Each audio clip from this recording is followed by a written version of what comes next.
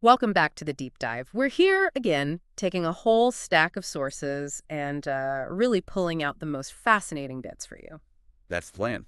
Today, we're diving into a really incredible story.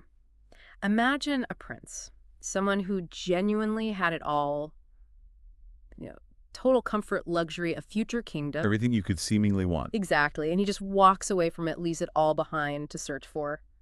Well, for a deeper truth, we're talking about Siddhartha Gautama, the man who became the Buddha. It really is a foundational story, isn't it? And it keeps resonating, I think, because it touches on these really universal human questions about life, suffering, meaning. Absolutely. So this deep dive is all about getting to grips with who was this person and what was that pretty extraordinary journey that led him to Bodhi. Right, that awakening, that self-knowledge, enlightenment. It's about understanding that path. Yeah. And we're drawing heavily from the awakened Prince Siddhartha's path to Buddhahood. It's a great source because it tells the story very clearly, very powerfully, but concisely. Gives you the core narrative. Exactly. So our mission really is to give you a shortcut to understanding Siddhartha's journey and maybe, spark a few aha moments for you along the way. Let's dive in. Yeah, let's do it. What always strikes me is just how relevant his initial questions still feel. Even after 2,500 years, he wasn't just looking for his own answers. He was searching for something universal, a way to deal with suffering itself. And the beginning of his story is pretty amazing, too. Our source says he was born something like 2,500 years ago in Lumbini, which is in modern-day Nepal. That's right. Kshatriya prince. So warrior class, ruling class, son of a king, King Suddhodana. And right from the start, there's this big prophecy hanging over him. Yeah, the prophecy. Yeah. It was quite specific, wasn't it? Either a world-conquering emperor Or a renunciant. Yeah. Someone who gives everything up to show the world the path to truth.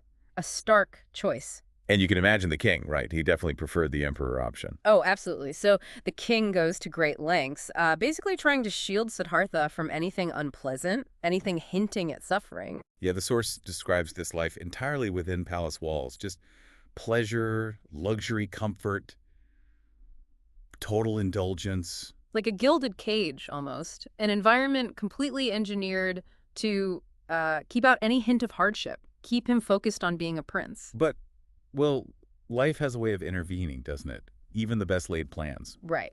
So eventually he does venture out. And this is where it gets really interesting. This is the turning point, isn't it? What happens when he finally sees the world outside? Well, despite all the king's efforts, Siddhartha manages to get outside the palace grounds. And that's when he encounters the famous four sights. Okay, yeah, let's unpack those. He sees an old person, frail and aged. Then he sees a sick person suffering from disease. And then a dead body being carried for cremation. Wow. So old age, sickness, death, the unavoidable truths. Exactly. And having been so sheltered, seeing these things for the first time, it just completely shakes him to his core. He's forced to confront that these things happen, that they're inevitable for everyone. Yeah, I can only imagine the shock going from perfect comfort to that. But wait, there was a fourth sight too, wasn't there? Our source mentions it was just as important. Absolutely crucial, yes. The fourth sight was an ascetic, a wandering holy man, someone who had renounced worldly possessions but looked, well, serene, calm, peaceful. Ah, okay. So that provided a contrast. A massive contrast. It wasn't just the shock of suffering, the life is painful realization. Yeah. It was seeing someone at peace amidst it all, without needing external comforts. That ascetic suggested there might be another way, a different path through suffering, not just avoiding it. So that's what really lit the fire for his quest. That was the catalyst, yeah. The realization that suffering is universal, but maybe, just maybe, there's a way to understand it, to find peace despite it. So then comes the big decision. He's 29 years old, and our source says he leaves. He actually leaves his wife, his newborn son, everything. Unthinkable, really. Yeah. He walks away from his entire life, his inheritance, his family, to go search for this truth. And it wasn't an easy search, was it? The source talks about 6 years. 6 really arduous years. Yeah. He basically wanders through forests, jungles. He practices extreme asceticism, really harsh self-discipline, denying the body, fasting almost to the point of starvation. Trying to conquer the body to find spiritual insight. That was the idea behind a lot of those practices, Yeah. He studied with different gurus, learned intense meditation techniques, pushed himself to incredible limits. But did it work? Did he find the answers? Well, that's the fascinating part. No. Despite all that effort, all the extreme practices, the source is clear. He didn't find the ultimate answers he was looking for. So self-deprivation wasn't the path either. Exactly. He came to realize that torturing the body was, in its own way, just another extreme, like the extreme indulgence of his palace life. Neither one led to true understanding or release from suffering. It was just another form of being trapped. Okay, so he's tried palace life, he's tried extreme denial, both dead ends, essentially. That must have been a profound moment of realization. What came next? That realization was key. It led him away from those extremes and towards what later became known as the middle way, a path between indulgence and self-mortification. Right. And after these years of intense searching, he eventually arrives at a place called Bodh Gaya. And this is the pivotal location. To turning point. Yes. He sits down under a particular tree now known as the Bodhi tree, and he makes this incredibly firm resolution. Something like, I will not rise from here until I gain knowledge of the truth. Is that what the source says? That's the essence of it, yes. Right. An absolutely unwavering determination. He was done searching externally. The answer had to come from within. Yeah. It did. The account describes him meditating deeply, and then on a full moon night, he experiences this profound breakthrough. He attains Bodhi, awakening. He becomes Buddha, the awakened one. Precisely. So what does this all mean? What was the knowledge he gained, the insight that made him the Buddha? That's the core question, right? It is. And what's fascinating here is, well, Buddha didn't really talk about a god in the way many other traditions do. No external divine creator or judge. Really? So his teachings weren't about pleasing a deity? Not in that sense, no. It was much more focused on understanding the nature of reality, the mind, and suffering, based on his own direct experience. It emphasizes wisdom, compassion, and ethical living, rather than devotion to a god figure. Okay. And he boiled down this understanding. The source talks about the Four Noble Truths. That's right, a very clear, almost logical framework. First, acknowledging the reality, the existence of suffering, or dissatisfaction, dukkha. It's part of life. Okay, suffering exists. Second, understanding the cause of this suffering, which he identified primarily as craving, attachment, and aversion, basically, our reactions and desires. Ah, so it's not just external things, but our internal state. Largely, yes.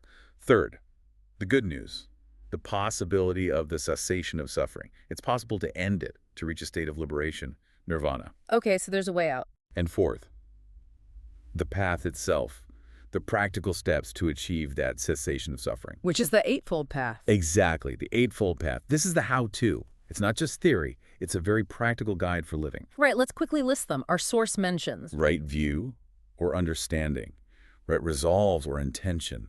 Right speech, speaking truthfully and kindly. Right conduct or action. Right livelihood, earning a living ethically. Right effort. Right mindfulness, being aware. And right concentration or meditation. Wow, it sounds very comprehensive, almost like a blueprint for living. It is. It covers ethics, mental discipline, wisdom. It's a holistic path of self-transformation aimed at cultivating inner peace and understanding. Not based on blind faith, but on practice and experience. You could almost see it as a kind of mental engineering. That emphasis on direct experience, on finding out for yourself, and on compassion, that must have been pretty radical at the time, wasn't it? Especially with, rigid caste systems and complex rituals being so dominant. Hugely radical. Yeah, our source definitely highlights that. Buddha basically said, your birth, your caste, didn't determine your ability to find truth. Rituals weren't the point if they lacked understanding. What mattered was your own effort, your own insight, your compassion. So it's a very democratizing message, in a way. Very much so. An invitation open to everyone, regardless of background, to undertake this inner journey. It wasn't about following dogma blindly, but about personal inquiry. Which is probably why, even today, many people see Buddhism not strictly as a religion in the conventional sense, but maybe more as a philosophy or a psychology or just a profound way of life. Precisely. It offers tools and perspectives for understanding the minds and alleviating suffering that resonate with people across different beliefs or even with no religious belief at all. And that core message, wasn't there a powerful quote about relying on oneself? Yes, one of his most famous and, I think, most empowering messages. Be your own lamp. Seek truth yourself. The source of knowledge is within you, not in external things. Be your own lamp. I like that. It's fundamentally about self-reliance and inner exploration. And if we connect this to the bigger picture, well, in a world overflowing with external information, gurus, and distractions, that call to look within, to cultivate your own understanding, feels incredibly relevant, doesn't it? It really does. So looking back, it's just this incredible arc. from a prince wrapped in cotton wool Knowing only pleasure. to this incredibly disciplined ascetic pushing himself to the brink, Experiencing extreme denial. and then finally finding that middle way, becoming the Buddha, the awakened one, and sharing these, well, truly timeless insights. It's an extraordinary story of human potential and transformation.